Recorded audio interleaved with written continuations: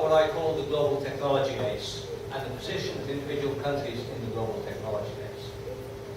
I will also talk about the framework of the different sources of growth and development, which help, I think, relate bits and pieces of what we may be familiar with, like education, like investment, like knowledge flows, into a broader perspective.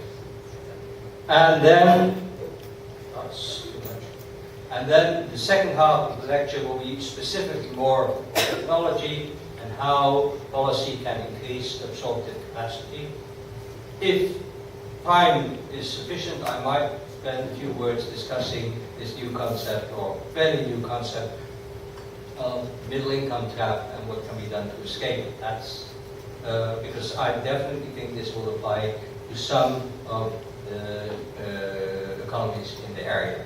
In order to innovate, we need to invest in knowledge. Knowledge, we have now learned that knowledge doesn't come just from nowhere, it requires investment. And investment in knowledge is a difficult thing, and it's very different from investment in physical capital goods. Why? Because it's non-reliable and non-excludable.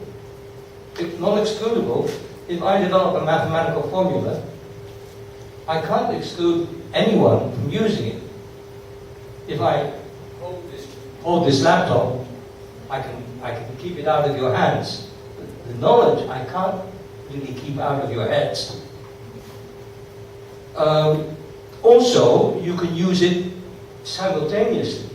When I use this laptop, usually someone else has to move out of the way. But knowledge, we can all use it at the same time.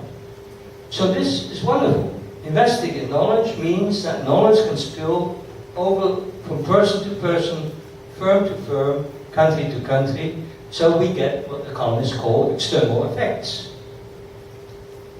Now, one of the characteristics of rich, advanced economies is that they have better innovation systems. They are better at circulating knowledge. One of the characteristics of emerging and even low-income economies is that their innovation systems don't work well. You have certain outstanding firms, but what those firms learn doesn't automatically spill over, move, flow to other firms. You can have tremendous variations in performance, which you would not have in an advanced economy. This is the key element of an innovation system. Does knowledge flow?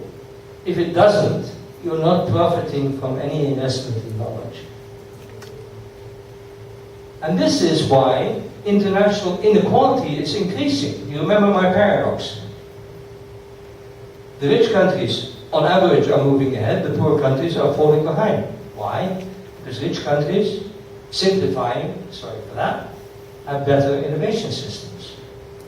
Not only do they invest much more in knowledge, money-wise, I have statistics, but I probably won't have time to show them, much higher investment in R&D, but whatever is invested is much more productive. So this creates an increasing gap between the richer and the poorer countries. But we also spoke of the paradox, you will remember, that some countries at the bottom of the scale can tap into this knowledge and rush up the ladder and change their position. Why is this? Well, this is the other side. On the one hand, let me see if I have the bullet here. So advanced economies profit more from investment in knowledge. Also, productive knowledge primarily takes place in elite countries. But you also have international diffusion of knowledge. As I said, you can't stop knowledge moving into heads. Knowledge flows, as hopefully it does today. So that countries which are technologically backward but succeed in understanding the knowledge, absorbing the knowledge, can get this very rapid upward movement. So it works in two directions. On the one hand, the richer countries tend to grow more rapidly than the poorer countries, increasing divergence.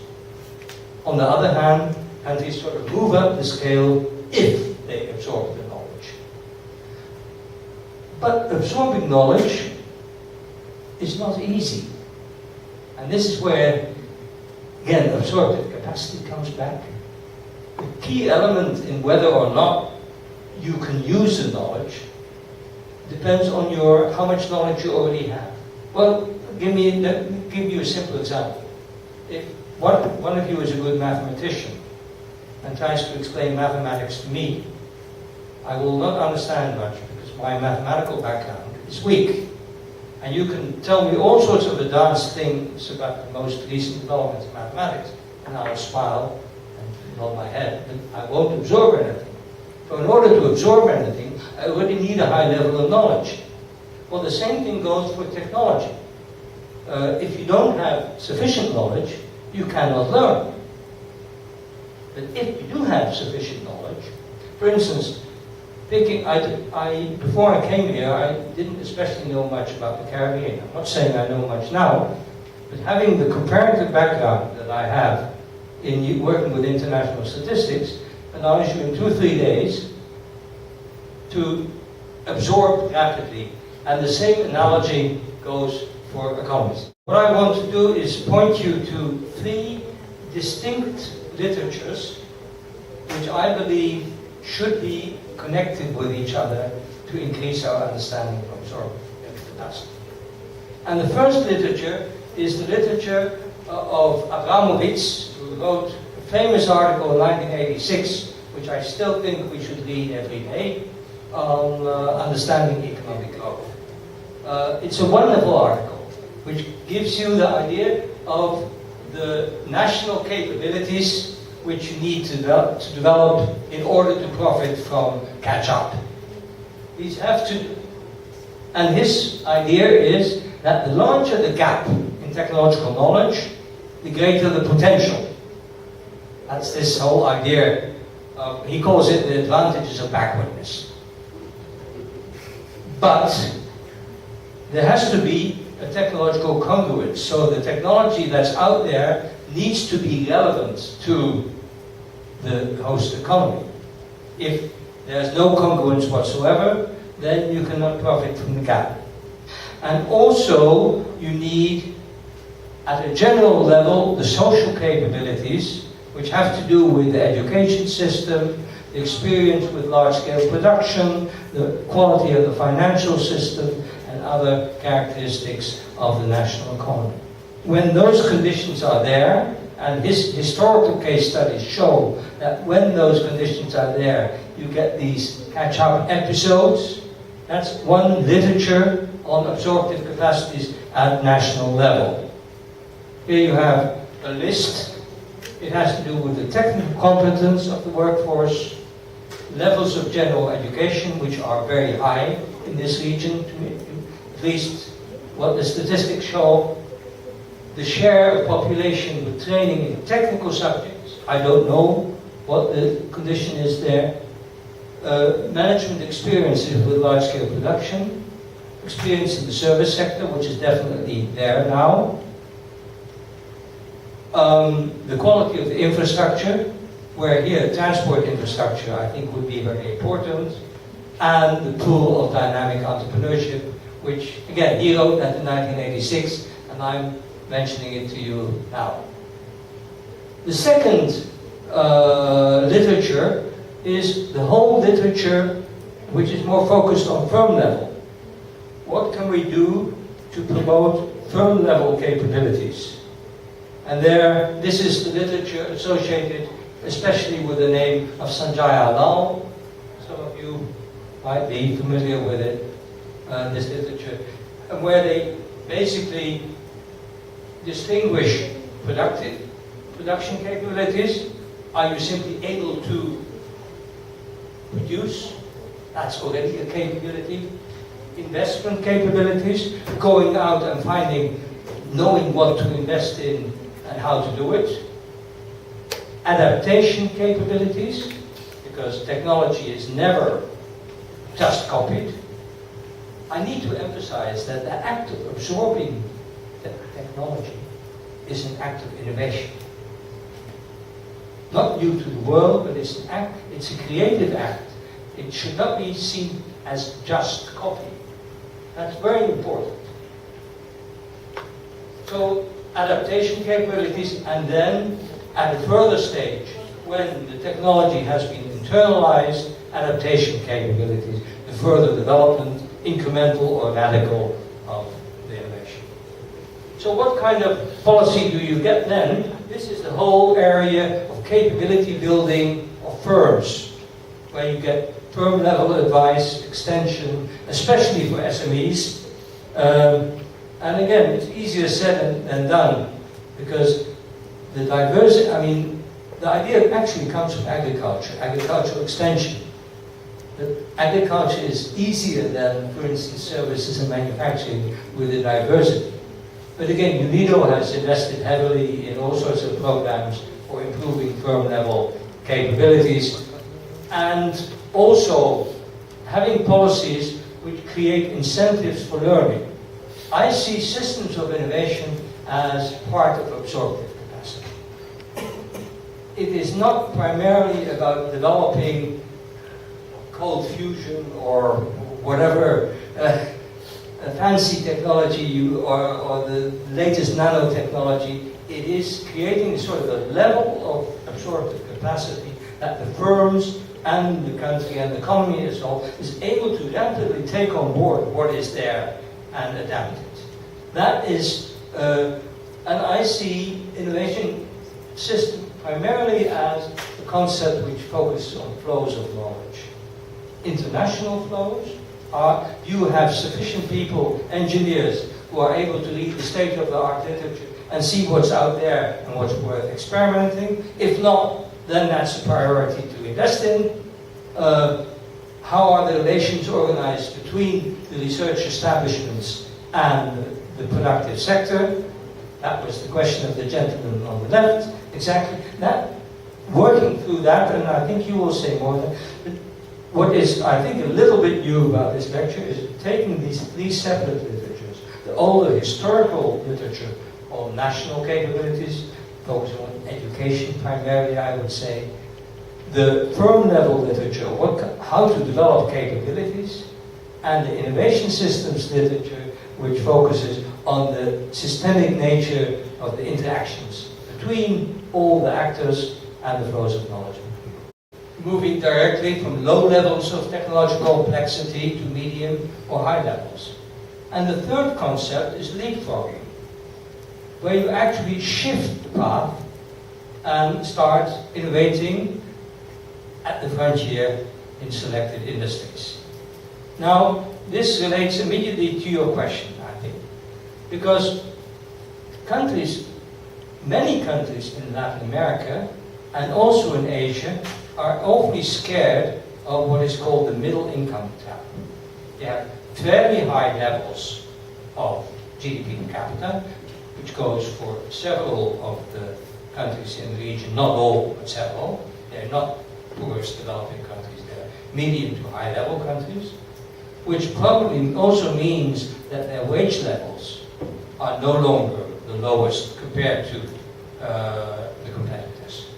Now, what this means is that the chances of investing in labor-intensive technology, you simply can't compete with China now. But China is also becoming too expensive, and labor is actually, as we speak, moving to Cambodia, moving to Vietnam, moving to Burma, Bangladesh, in textiles, as we know from the recent news. So you can't compete with that.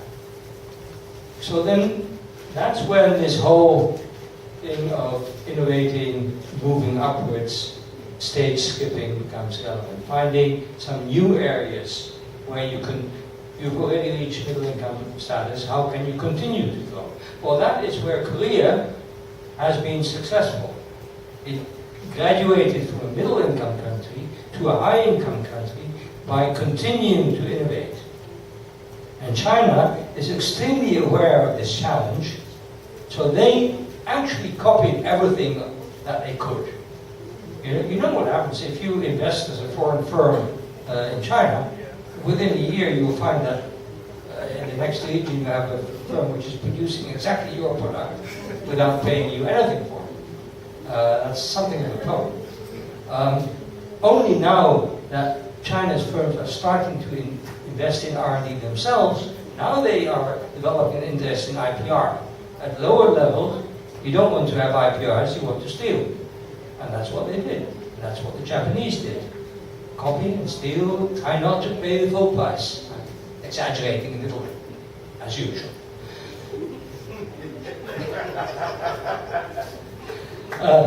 So, what they are doing now is they're trying to create top-level universities, like Tsinghua is becoming one of the world-class universities. They are trying to push certain firms which are really investing in state-of-the-art technologies in selected areas. For instance, in what we call it internet connectivity, they have developed their own competing systems for ballistics, and there's a whole range of areas, probably also in nanotechnology. Now, what this Korean professor advises, that if you try to do that, first of all, you need an even higher level of capabilities than to absorb. So, you can only do this when you've already absorbed a lot. That's one. And second, you should try to select areas where the change in technology is most rapid. That's interesting. Why? Because in areas where the change is most rapid, the incumbents, you know the term incumbents, the established firms, will not have an advantage. Think of IBM missing out on laptops.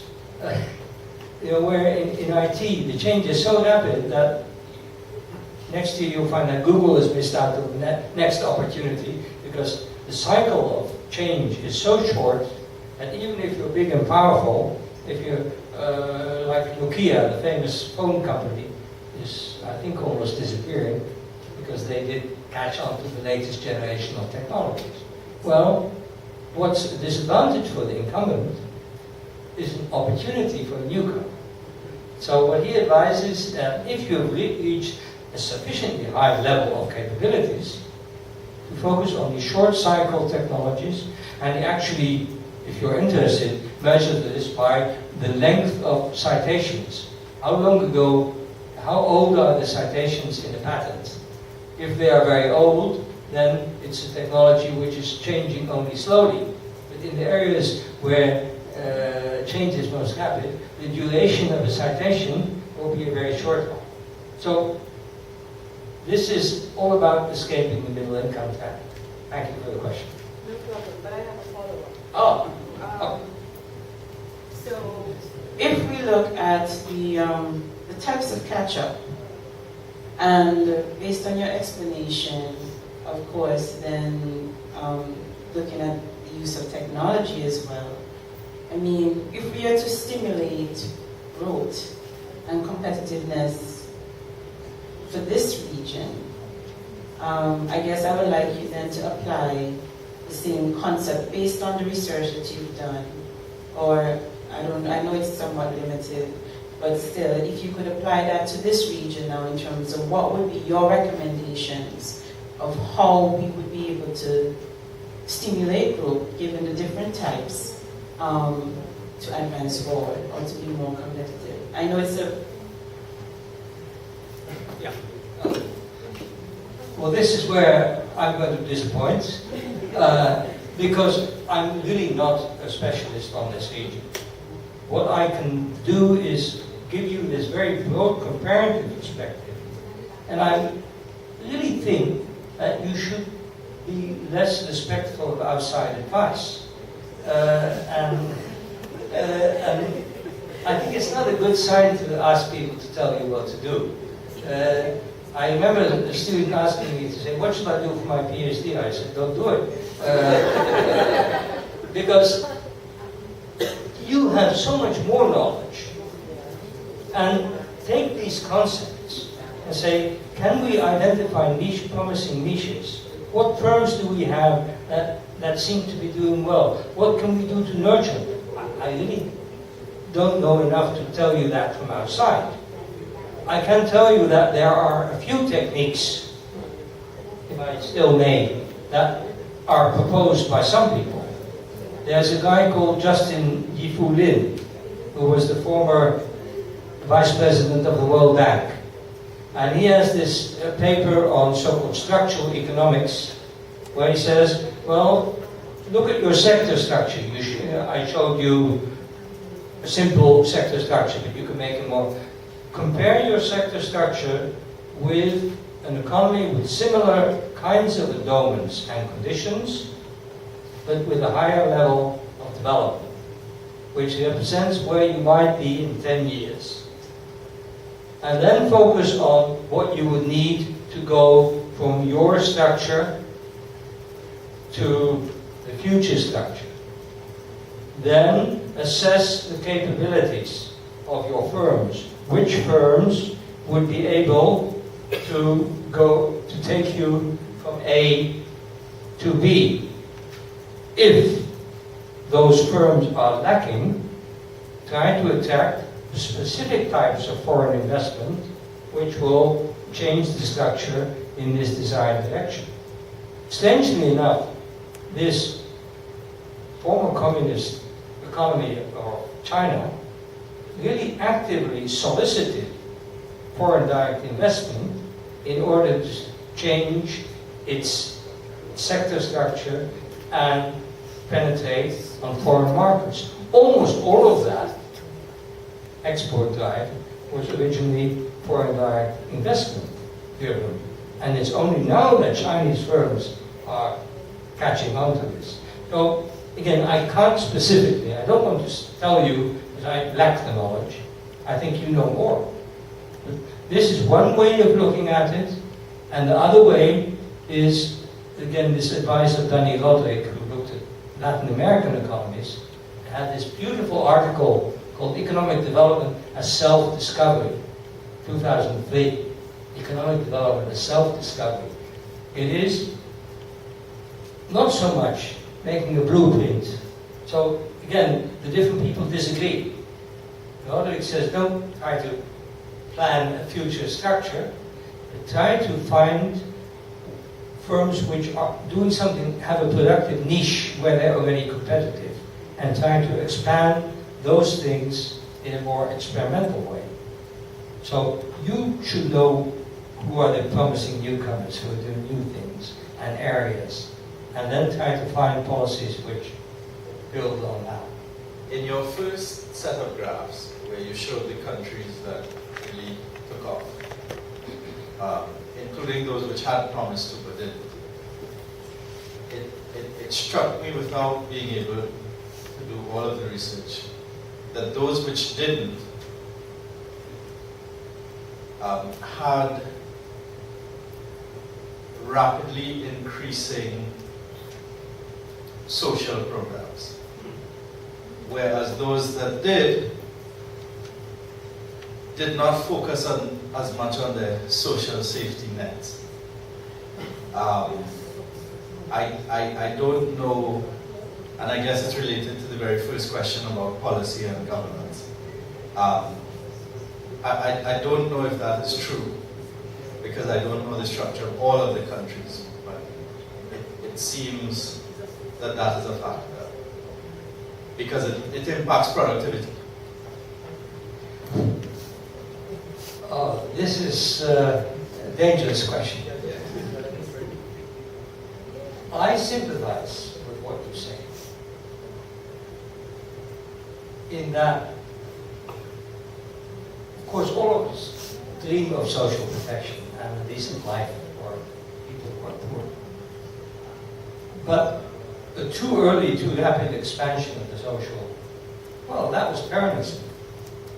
Fairness was actually a populist movement trying to redistribute, or again, I mean, we can think of other examples in Latin America, where the focus on addressing poverty immediately rather than creating an economic dynamic. Well, the balance is not struck right, as I say. Dangerous subject. Also a subject with hugely differing differences of opinion, because we actually have in our institute a merger between the former UNU-MERIT focusing on innovation and the School of Governance focusing on social protection. I don't know if Howard told you about the merger in the introduction. Finding that balance is really delicate, because I believe that a single focus on social protection in the long run might undermine your productive potential. And what you do see in the Asian economies is that they really exploited their labor rather ruthlessly. But you do see that in China, 600 million people were lifted out of poverty, not through social protection, but through creation of productive employment. So if I have to choose between creation, expansion of productive employment, rather than expansion of a social safety net, I would prefer the first. The counter side of this is that the social protection researchers say that social protection is a form of investing in human capital. If you have more healthy workers, better educated workers, they will also be a productive resource, and there is merit to that argument. So I would not give a simple yes or no, but I do think that one of the differences between the Asian economies and some others is that the sequence of expansion of social. China is now working on the expansion of social protection, but it had something different in earlier stages, namely that people were employed by the firm, and the firm was the unit of social protection. To some way, I haven't completely answered your question, I think, but fine. But it doesn't have to be an either-or game. I mean, it can be that you can provide a certain level of social protection, particularly geared toward increasing productivity, as opposed to social protection that would almost certainly guarantee an expansion of that same protection by keeping the people who are currently on that, and increasing the number of people who want to get on because they won't ever be asked to leave. And so it doesn't have to be either social protection or economic expansion, but what I'm asking is, because the Latin American countries, Argentina, Brazil, what have you, it seems that if you look at where the sort of leveling off started, again, I don't have the data, but it seems intuitively, based on what I've read and what I know, that it's expansion of the state happening at the same time. And as you said, in Asia it's very different. So again, let me give you one example of how not to do it. In Indonesia, some 5 months ago, they increased the minimum wage, which is also a social protection tool, by 40%, and lost in 1 week 100,000 jobs, because the firms had anticipated on the increase of the minimum wage, and 1 week before it went in, they relocated to Vietnam. That is obviously a counterproductive measure. So I would say, indeed, so if you force me to make a choice, I would say that's not the way to go. I would also say that probably in Venezuela they got the balance wrong in terms of future poverty. I mean, they did a huge redistribution, effectively, very understandably, but what it does to the dynamic potential of the country seems to be very disturbing to me. So striking the right balance, trying to create not a welfare social protection, but a system oriented towards productive employment, and that should be, and again, it's very difficult to find a balance. if you think of social protection as an investment in human capabilities, then it's easier to find a balance. But if you force me, as I thought you were doing, to make a choice, I would say that I'm in favor of tough choices. Okay.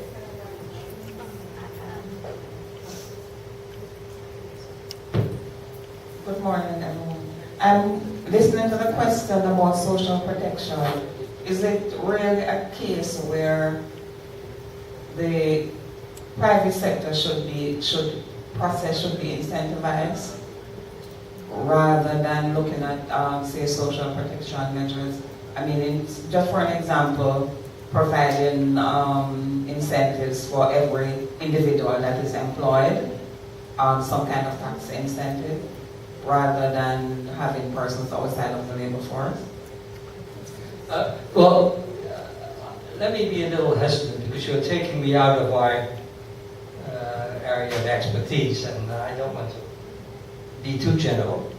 But the whole debate about entrepreneurship, promotion, creating new kinds of productive employment, using the remittances, which are so important in this region, not for consumptive purposes, but relocating them to investment purposes, perhaps teaching people how to use those opportunities, would be, to me, a good way of social protection.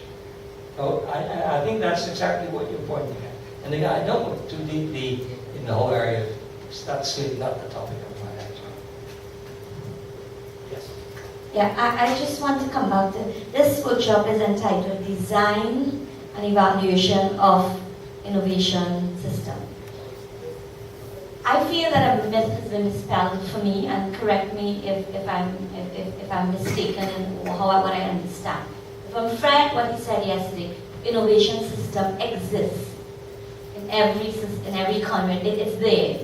It is whether it is working well, it is whether there are parts of it that are working well, parts of it are not. And so that really the challenge is not about trying to create something that is called an innovation system, but really identifying what you say Roderick calls the binding constraints to allowing the economy to take over, the binding constraints that prevents the innovation system from really doing what it needs to do.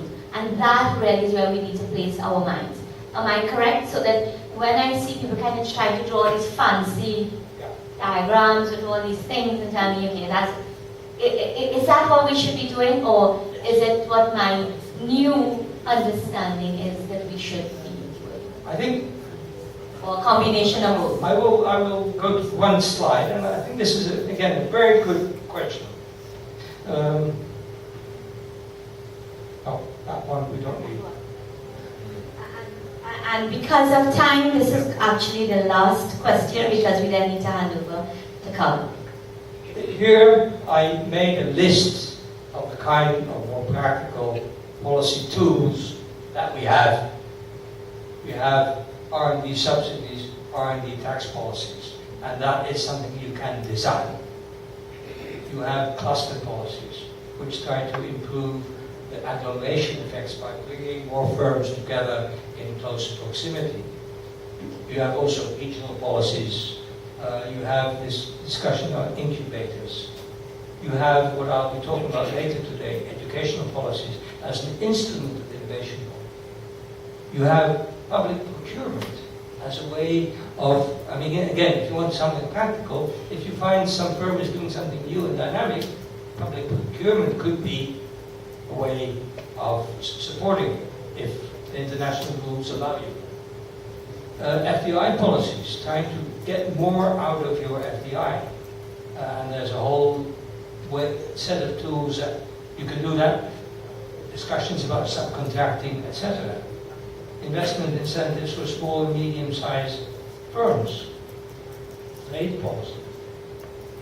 The industrial policies in the broader sense, what kind of structural change you have in mind. So these are the policies, and policies, indeed, there is an element of design. You have to say, I'm going to do this, I'm going to allocate so much funds, etc. But you make a very good point that actually there's always some kind of innovation system functioning better or worse. And what we have to do is not start from scratch and make a system, but understand the system, identify its weaknesses, and strengthen. And the disadvantage of such lists is that they are about specific policies. The nice thing about this concept of system is that you look at more at the relationships and where are the problems in the relationships and how can we improve on this. So yes, I agree with the way you formulated it. So just to clarify what you've just said to me and tell me if I'm understanding. Because all of these policies that you've identified there are not new to us. I mean, we engage in these kinds of policies, par for the course.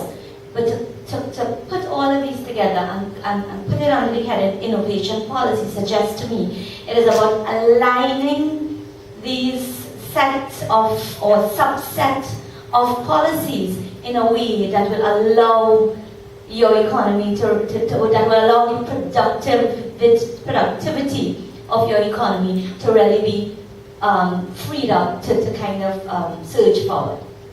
This is like how you align these things. This is a perfect formulation. Yeah. And I think I want to close on this. Link it up with the economic growth thing. Too often we discuss innovation as a topic in itself. And we are interested in innovative performance. We're not.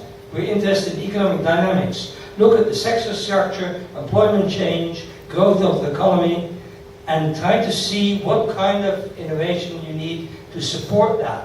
Then use these various tools in interaction, and Michiko will say more about that.